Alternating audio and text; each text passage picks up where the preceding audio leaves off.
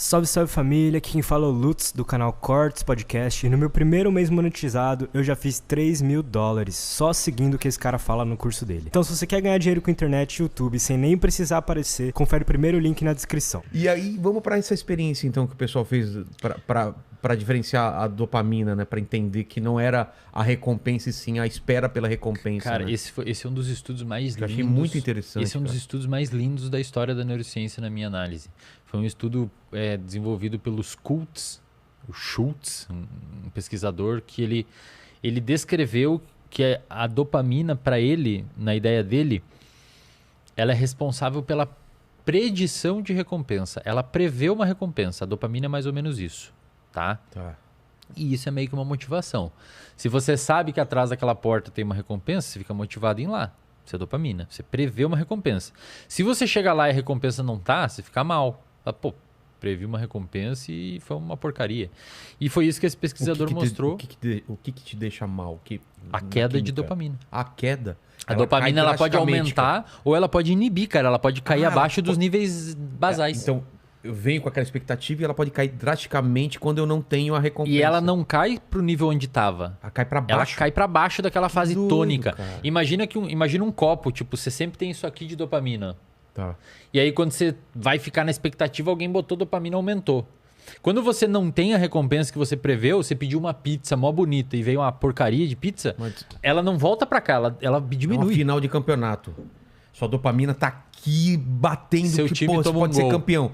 Toma um gol e perde. Putz, cara, se tivesse mal. Se tivesse e o mais interessante, Vilela, é que as mesmas regiões de prazer no nosso cérebro, onde está a dopamina e motivação, elas também são regiões responsáveis por dor. Então você quase sente uma dor mesmo, cara. Mas fica cara, mal, físico, assim, fica mal. Físico. E o Schultz, ele desenhou um estudo com macacos mostrando essa função da dopamina em prever recompensa. Ele pegou os macaquinhos, ensinou o macaquinho a ficar sentadinho numa cadeira e deu um suquinho de maçã, suquinho de laranja para o macaco, eles adoram, para condicionar o macaquinho. Isto é, ele queria mostrar para o macaquinho que isso daqui é gostoso. Tá? Primeira etapa, então, foi essa. Primeira etapa, ensinar o cérebro dele que isso daqui é dopaminérgico. Tá.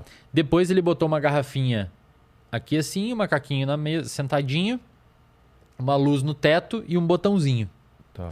E um eletrodo fincado lá na cabeça do macaco, medindo a atividade do sistema de recompensa dopaminérgico do macaco. Né? O que ele percebeu? Ele percebeu, até então se achava, que a dopamina ia aumentar quando o macaquinho tomava o suco. Claro. Só que ele percebeu que, depois que você ensina o macaquinho que sempre que acender a luz, se ele apertar 10 vezes no botão ele ganha o suco, ele percebeu que a dopamina aumenta quando a luz acende. A expectativa. A expectativa. Acendeu a luz, se eu apertar 10 vezes aqui, vai vir a recompensa. Porque quando não acendia a luz, não adiantava ele apertar o botão que não ia... Não tinha dopamina. Então a dopamina aumenta quando ele vê o sinal, cara. E isso é muito importante pra gente falar sobre vícios. Porque muitas pessoas viciadas em drogas, cigarro, álcool, pornografia, as pessoas não gostam daquilo, mas elas precisam daquilo.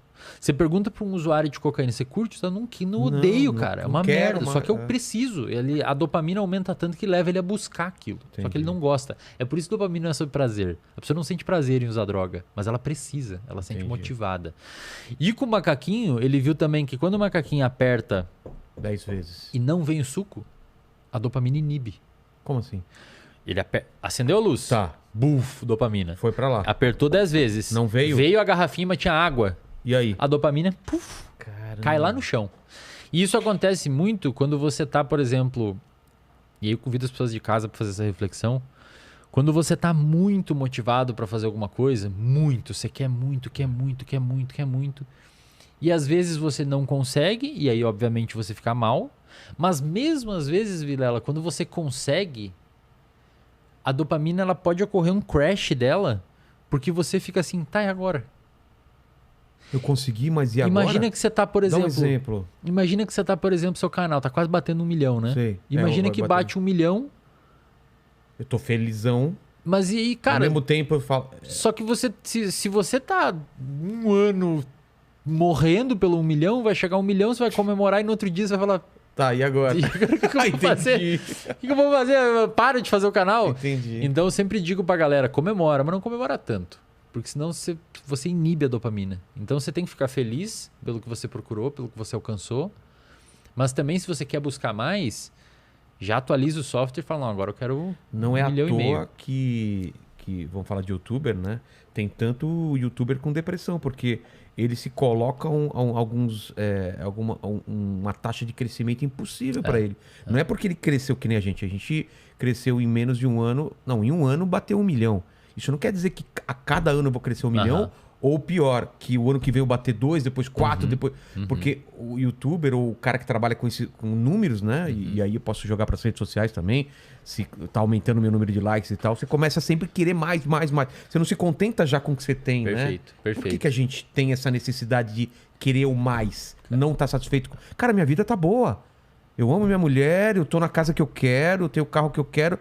Por que depois de um tempo isso já não é tão legal e eu quero mais do que isso? Entendeu? Não tô falando de mim, porque pra mim tá bom pra caramba as coisas. É aquele mesmo mecanismo da pessoa que não para em 3 cigarros. Ela precisa mais. Tá. O seu cérebro começa a visitar um ambiente onde ele gosta e ele quer te levar mais vezes lá. Mas por que a gente não se acostuma e não consegue achar prazer numa coisa recorrente, mas que é boa? Não sei se eu me expliquei direito. Por exemplo, vamos dar o exemplo do macaquinho. Se toda vez que ele aperta, toda vez que acende a luz e ele aperta e vem o suquinho, e ele continua fazendo isso e não dá erro, sempre acontece isso, chega um ponto que ele deixa de ter prazer também da expectativa, porque ele tem certeza que vai acontecer.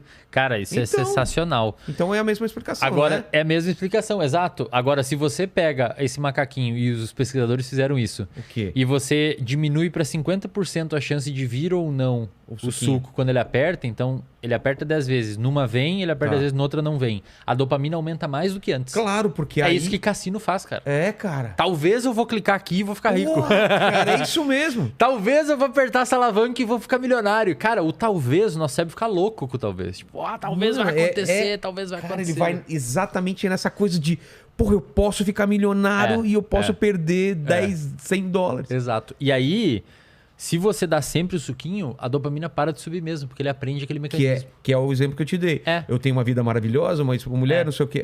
Essa vida é todo dia. Perfeito. Mas é boa. Só que aí que tá, Vilela. Você é um cara que provavelmente tem o que a gente chama de serotonina alta também. Mas tem a ver com a idade também. Né? Eu não sei o que Também trabalha tem. no cérebro.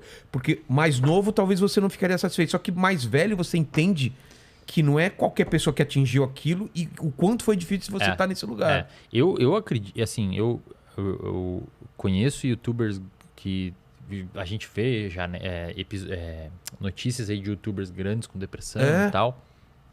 Essa galera... Podemos falar até do Whindersson, né? Ver os números do Whindersson e ele tava há um tempo atrás triste, cara. Aí você pensa, como que um cara que tem o que ele tem, que atingiu... Porque a expectativa dele sempre tá aumentando, eu acho, não é? É a pressão. Sempre tá aumentando.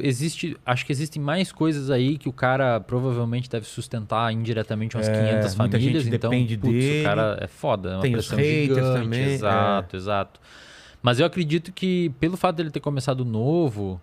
E aí você acertou em cheio. A galera que começa muito nova, ela nem consegue criar o que você mencionou antes. Uma perspectiva de onde você estava.